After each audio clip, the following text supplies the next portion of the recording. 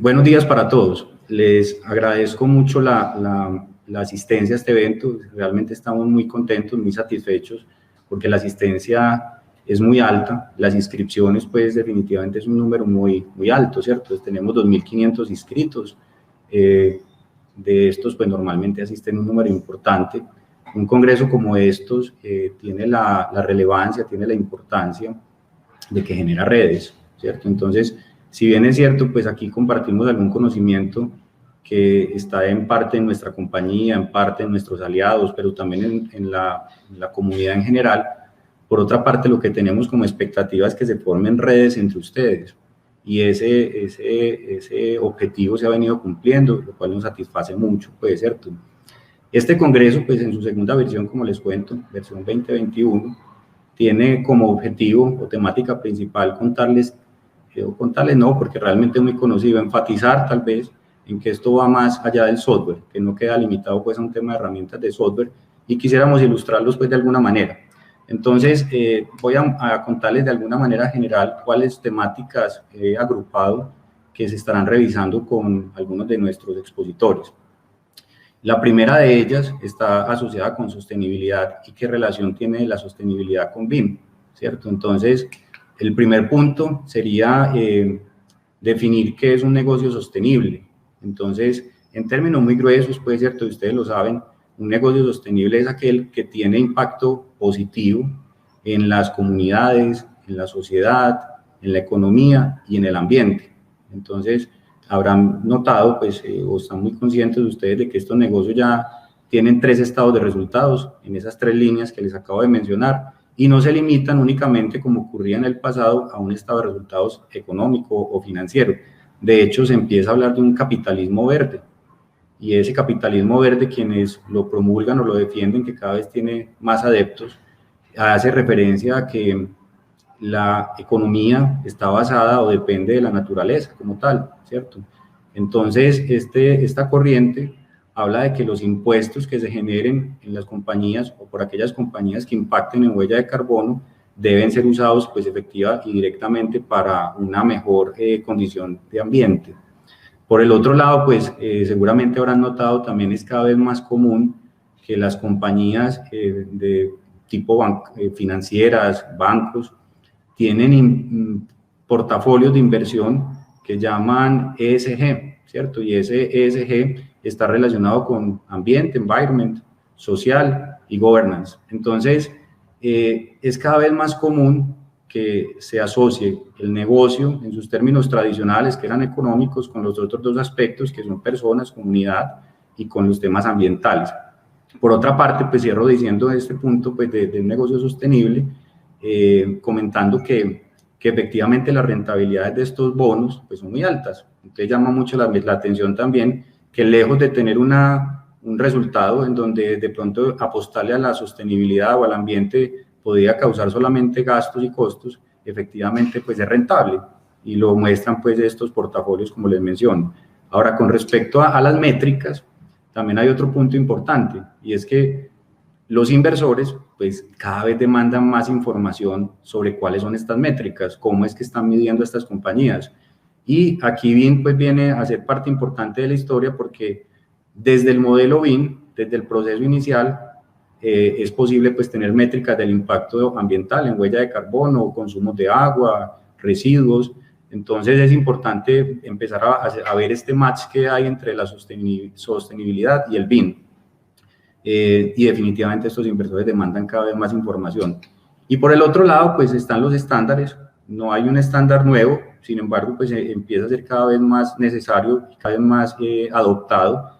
Desde la cumbre de medio ambiente que hubo en Río en el 92, pues se empieza a ver la necesidad de un estándar, y ustedes saben, pues existe el estándar 14.000 que está asociado, pues, directamente con sostenibilidad. Finalmente, pues, me gustaría comentar sobre este tema, pues, que la economía circular, pues, está asociado con modelos de negocios que están muy relacionados con el tema de sostenibilidad. Estos modelos de negocio hacen referencia, pues, a que debe haber forma de reciclar, de que se ganen eficiencias. Entonces, aquí en la eficiencia se habla de menos consumo, de que se extienda en la fase de uso, como tal, y que se sustituyan productos físicos o tangibles por aquellos que son intangibles, o sea, unos términos de desmaterialización. Entonces les quiero contar y les quiero invitar también a dos conferencias en particular que tendremos en el marco del Congreso, una de Luz Vázquez es embajadora de sostenibilidad de Autodex, ella tiene su base en Colombia, y ella nos contará cómo hay relación entre la economía circular, BIM, y la marca que representa, que es Autodex.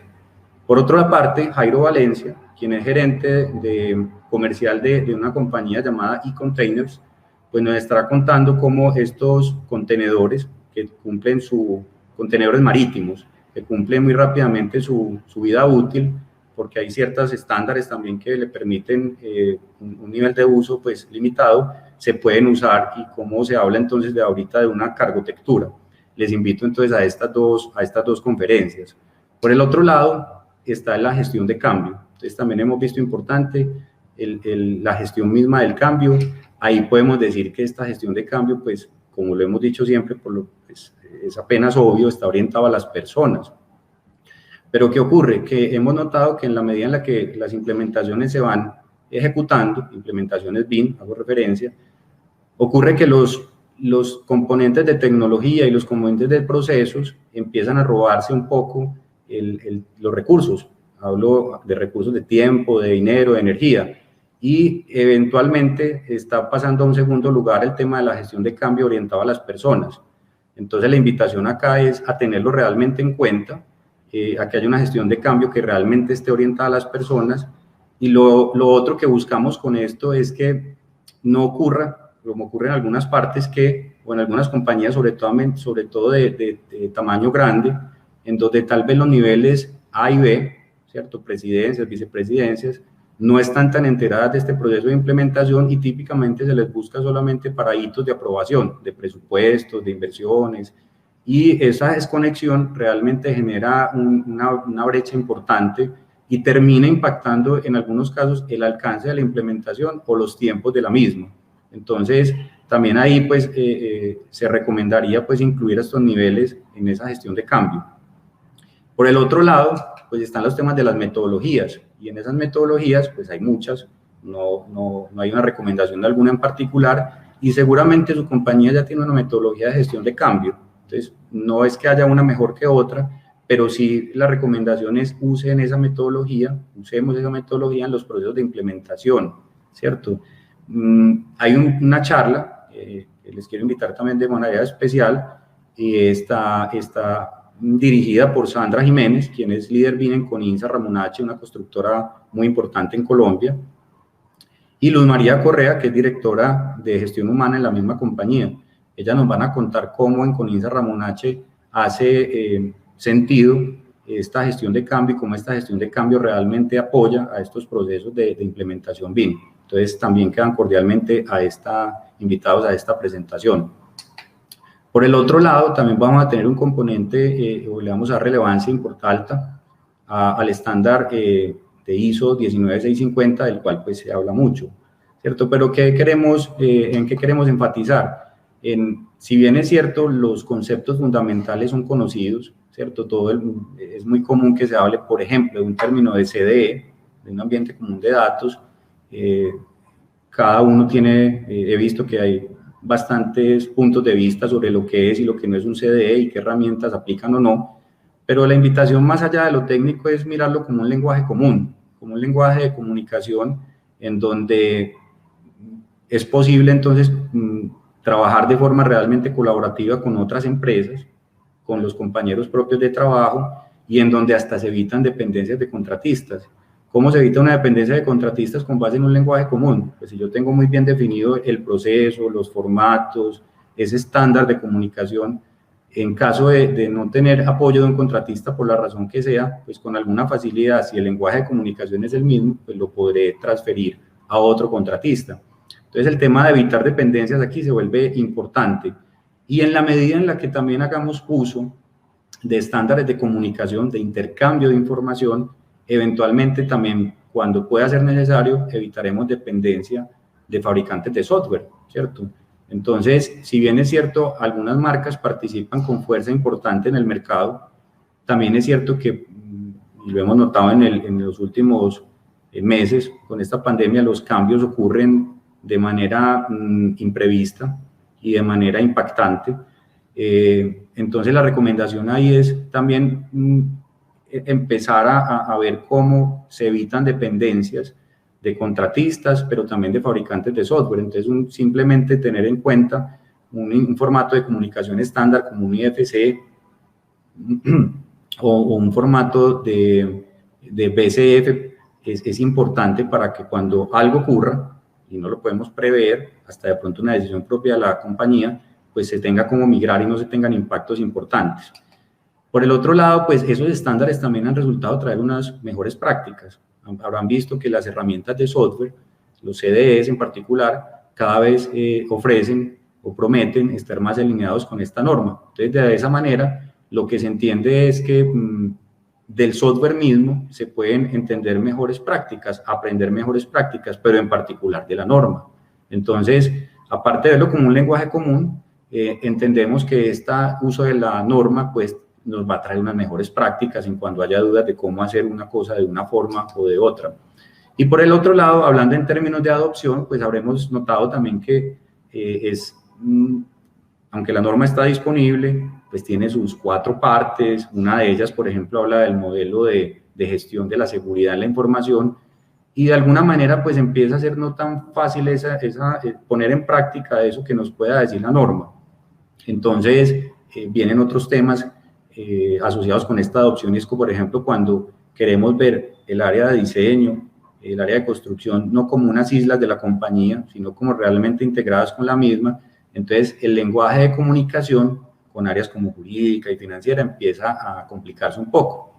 Entonces en esa dirección hay que pensar que es necesario, es indispensable hablar con estas áreas y que ellas apoyen pues también a un proceso integrado. Entonces, en ese orden de ideas, Oscar Giratá, quien es un consultor BIM de IAC, basado en Colombia, nos va a contar esas buenas prácticas o esas sugerencias que si se quiere se pueden mencionar para una adecuada adopción de una norma ISO. Y Néstor Jiménez, quien es especialista senior de Autodesk, nos contará cómo las herramientas de Autodesk en su Construction Cloud, pues efectivamente están alineadas con esta norma ISO y lo soportan pues como tal, ¿cierto? Por otra parte, hablando de IPD, que es entrega integrada de proyectos, término también que ustedes han escuchado y se han conversado sobre el mismo desde hace muchos años, pues es momento realmente de adoptarlo, ¿cierto? Es realmente momento de adoptarlo en sentido de, en 3 aspectos. Uno, de los contratos. Entonces, en los contratos a lo que se hace referencia es que lo importante es el proyecto. De hecho, los detractores que los hay pues de IPD dicen, bueno, y aquí las personas pues como que quedan a un lado. Y IPD sí efectivamente hace mucha referencia en que lo importante es los resultados del proyecto. En esos resultados hay compromisos con la utilidad de cada empresa. Típicamente se habla de empresas que hacen una entrega integrada de estos proyectos y tienen ese compromiso de generar esa parte de la utilidad. Eso entonces implica acuerdos multiparte. Por el otro lado, se habla de una optimización del todo más que de las partes. Entonces aquí no se habla que el proceso o no tiene mucha cabida que el proceso de coordinación sea muy limpio o muy eficiente, mientras que el proceso mismo de construcción no funciona. Entonces es importante ese abordaje de una optimización del todo. Se habla de una colaboración real que va más allá de simplemente la colaboración de compartir información o la colaboración asociada con tecnología, sino una colaboración real asociada con el proyecto. Y el costo, en este abordaje de IPD, el costo total es lo que importa, el costo total, y no relevan tanto los desempeños individuales. Por lo tanto, habrán compañías que reciben, llamémoslo un bono, una bonificación especial, aunque no hayan cumplido la meta individual, y habrán otras compañías que dejarán de recibir su bono individual, mientras que la compañía completa lo logra, pues, ¿cierto? Entonces aquí en lo que se hace referencia, lo que insisto es, lo que importa es el proyecto y los resultados del mismo. Y finalmente, y tal vez lo más importante en el abordaje IPD, es la confianza, ¿cierto? Y en términos de confianza, se habla de fortalecer relación entre las partes, se habla de que el equipo deja la piel o tiene la piel en el proyecto, o sea, están realmente comprometidos. Se habla de compartir información, y cuando se habla de compartir información, sobre todo en culturas como la latinoamericana, pues de hecho, pues aquí tenemos asistentes de toda la región y algunos de España, pues aquí se complica un poco la cosa, porque en Latinoamérica tendemos a que nuestra cultura sea, nosotros ganamos como compañía, yo gano, pero se me dificulta mucho compartir información. Entonces aquí hay que realmente cambiar un poco el mindset, como llaman, y entender que hay que compartir esa información, y alguna de ellas está relacionada con estados de resultados, con sistemas de compensación de las compañías. En general, pues lo que serían temas muy poco compartidos, y por lo tanto se habla pues de unos libros abiertos, open books, y en estos open books hacen referencia pues precisamente a los temas asociados con libros contables, información pues que es de mucho cuidado hasta la fecha, pues, ¿cierto? Por la otra parte, le vamos a dar relevancia también al ciclo de vida del activo. No deja de ser importante, de hecho el congreso anterior tenía este nombre, y dentro del ciclo de vida del activo estamos haciendo la separación entre CAPEX, que son la inversión en activos, OPEX, que es la inversión en la operación, o los gastos de operación más bien, y el TOTEX, pues que de alguna manera general se le considera la suma de los dos. ¿Cuáles son los puntos como relevantes acá en esta parte del ciclo de vida del activo relacionado con estos puntos? Hay una línea como invisible, como un muro, lo hemos llamado nosotros, entre el diseño y la construcción, ahí hasta la entrega del proyecto, pues todo está muy claro, cada vez más integrado, pero cuando va a la operación y mantenimiento, está ese muro invisible, o sea, no hablamos el mismo lenguaje. Por ejemplo, la gente de operación y mantenimiento, si fuéramos a hablar de activos de manufactura, de una planta, de líneas de transmisión de energía, de transmisión de petróleo, entonces esta gente habla de unos términos que creo debemos empezar a adoptar y a entender, que hablan en términos, por ejemplo, de confiabilidad de los activos, de disponibilidad de los mismos, de la vida útil que les queda remanente. Y por lo tanto, si volvemos al tema de la norma ISO 19650, recuerden que una de las definiciones importantes, más allá de los datos del proyecto, es la definición de los requerimientos de información que se hacen desde el activo. O sea, se supone que estamos haciendo un proyecto que está pensado en el activo. En la mayoría de los casos, hay algunas excepciones, las hemos encontrado, la gran parte de la inversión de un proyecto en su vida útil completa está en el OPEX, por lo tanto no tendría mucho sentido no cuidarlo. Seguramente recordarán, hace unos 5 o 6 años todos hablábamos de un bim bam boom que ha empezado un poquitico a olvidarse, pero siempre decíamos que esa operación y mantenimiento eran fundamentales. Creo que realmente hay que ponerlo en práctica también, pues, ¿cierto? Entonces, ese es otro aspecto fundamental. Aquí en estos temas relacionados con ciclo de vida del activo, nos va a acompañar Javier García, que trabaja con Solex. Solex, pues, es una compañía chilena que tiene base también en Colombia, y trabajan con la herramienta Máximo de IBM. Entonces ellos nos darán a entender su abordaje de cómo IBM Máximo pues realmente ayuda a gestionar el ciclo de vida del activo, y cómo este IBM Máximo de alguna manera ya está conectando al menos con un modelo BIM y trata y busca cómo leer esa información. Aquí aspectos como los formatos de intercambio como IFC son fundamentales, pues, ¿cierto? Daniel Valencia, quien trabaja con la Universidad de Antioquia y es BIM Manager en esta entidad, también nos va a contar cómo es la visión de la Universidad de Antioquia sobre su infraestructura, sobre cómo cuidar de la misma y cómo tener réditos de ella.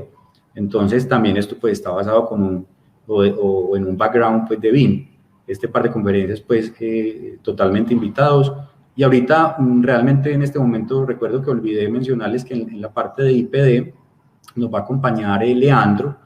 Leandro trabaja con BIM, con COSAPI, él es BIM Manager en COSAPI, es una de las constructoras más grandes de Perú, y nos va a ampliar pues conceptos sobre IPD. Por otra parte, tenemos planeación y control. En planeación y control tenemos pues tres aspectos, ¿cierto? Por una parte, vemos nosotros que hay unos procesos suficientemente maduros en diseño, en coordinación, y en proceso de maduración, tal vez, en proceso de maduración, el conectar procesos con los de obra y control de obra. De hecho, en muchos casos aún el proceso de diseño y coordinación le falta madurez en conexión, en integración con el proceso de costos y presupuestos en su planeación económica y temporal.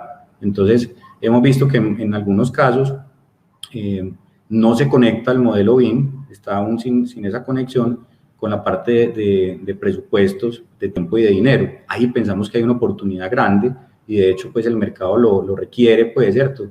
Entonces ahí vemos esa necesidad de conectar procesos. Y finalmente está el control de la ejecución, y en el control de la ejecución podríamos decir que la ejecución realmente me permite, y es la única forma de encontrar ese gap que pueda haber y esas desviaciones que son tan buscadas entre lo que planeé y lo que se ejecute. No es posible pues encontrar una desviación o calcularla sin haber hecho la ejecución misma, ¿cierto? Entonces, en esa parte de control también es importante ver cómo nos apoyamos en ese modelo BIM para ir teniendo un modelo actualizado. En estos aspectos, Cristian Ramírez, quien es consultor BIM de IAC, nos va a contar cómo desde un modelo BIM con base en una aplicación como Presto podemos hacer una planeación económica y temporal. Y Fernando Valderrama, que tiene su base en España y es el creador de Presto, nos va a contar cómo con base en esa planeación económica y temporal que se hizo con base en el modelo BIM, va a ser posible hacer control de la ejecución y sacar las desviaciones pues, que son definitivamente importantes. Por el otro lado, estamos hablando también, o le estamos dando relevancia en esta versión del diploma del Congreso a la automatización de procesos y a la integración entre sistemas. Hablamos mucho entonces de robotización de procesos y hemos visto cómo efectivamente pues son necesarios y los más comunes, y habrán visto que en la mayoría de las compañías pues habla de los bots, ¿cierto? Y casi que cualquier persona de la compañía se le está invitando que haga su robot. Y aquí estamos diciendo, válido, claro, necesario, importante, pero también necesitamos ir un nivel más arriba de cómo automatizar procesos, que es una tendencia supremamente clara, y tal vez en ese nivel más arriba sea necesario contar con algoritmos de inteligencia artificial y de machine learning para poder delegar al sistema la toma de algunas decisiones y sacar información que nos sea importante para mejorar los procesos. Y en la integración de sistemas estamos haciendo referencia a integrarnos con otros sistemas de la compañía, tales como un ERP, un sistema PPM, que es un Project Portfolio Management, de tal manera que sea válido, se honre de alguna manera pues, la promesa que hace BIM de realmente ser un proceso que acompaña transversalmente y que mejora de manera holística pues, a los resultados de la compañía. Entonces ahí se necesitan ese tipo de interacciones.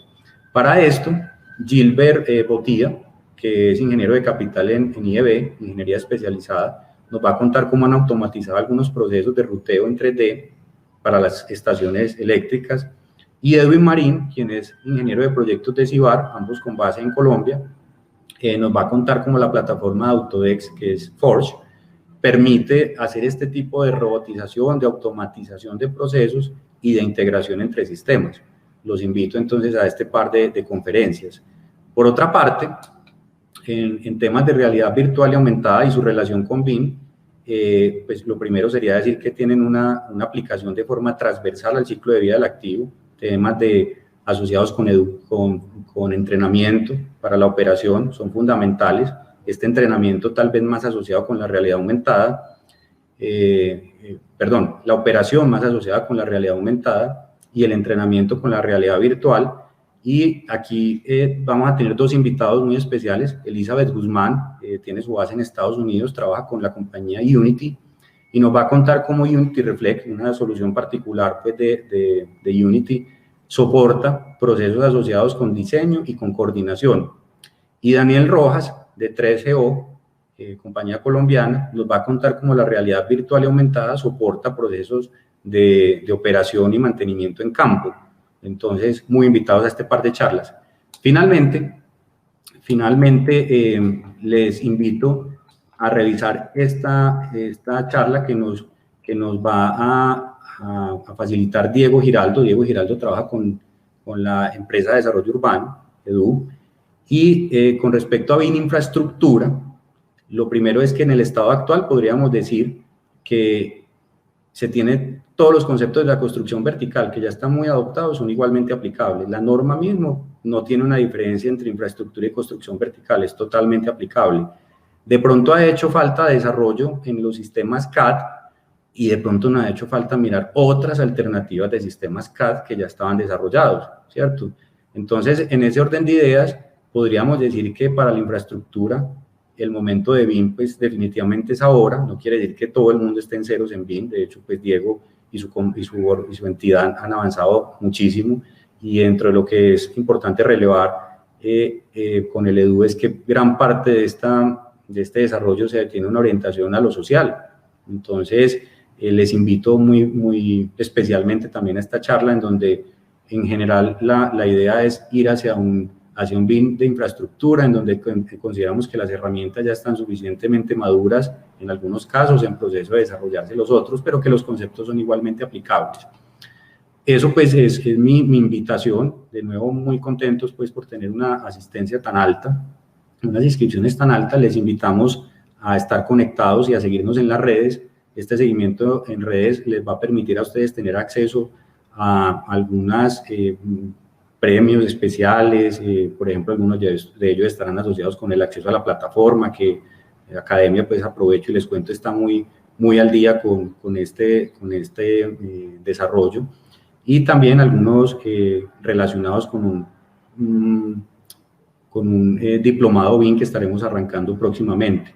Entonces, siendo así, estoy sobre el límite de tiempo, yo les invitaría entonces a acompañarnos durante todo el congreso, a buscar interacciones a través de esas charlas y a sacar el mejor provecho posible, a seguirnos en las redes y estamos en contacto. Muchas gracias.